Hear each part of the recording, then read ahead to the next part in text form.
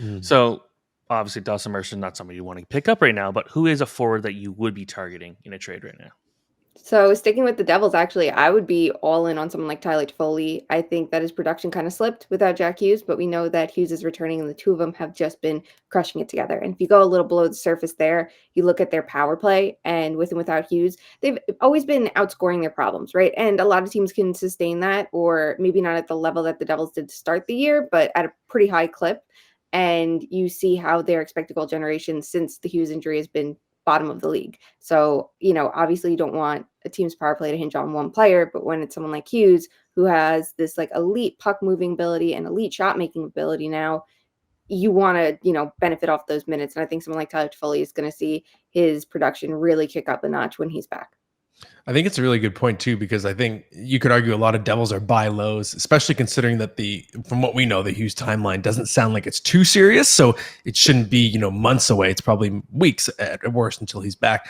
I traded Tyler Toffoli earlier this season only because in a keeper league. So I was going all in for Rupe Hintz. So I That's just, fair. yeah, I threw whatever I could to get, because I'm rebuilding. So although rebuilding terribly, my team's doing well by accident, but I digress. Shane, I'm curious, same question, but who is a defenseman that you'd be targeting in a trade right now? I like someone like Sean Durzi. I think he's been like really quietly effective in Arizona. I also would say teams that we have concerns about. Like I've been asked a lot about Evan Bouchard. I think his production has been pretty okay still, for a top defenseman from a fantasy context when you take out what we're actually seeing on the ice. But I feel like that's someone that is bound to, like regress in a good way because you see the Oilers are doing everything right below the surface offensively without the results to show for it. And I expect that to change soon. I don't know if I'm really reinventing the wheel saying Evan Bouchard because we all expect him to be good and he's on that top power play unit. But even someone like Eric Gustafson in the time being, if you're looking for an Adam Fox replacement, stands out to me. Or a Noah Dobson, despite everything going on with the Islanders, I think it's been pretty effective too. Noah Dobson is currently killing me in fantasy hockey, so I'm not a fan of that. I would love Adam Fox to please come back. That would be great. Same with Jack Hughes. All right, so talk forward, defense. What about a goalie?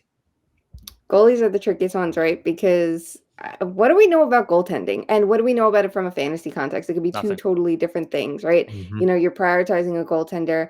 Thatcher Demko would be the best goalie to have right now, right? It's a super hot start. I think we all expect it to kind of die down a little bit, but he is absolutely positively crushing it. And we know this is something he's capable of.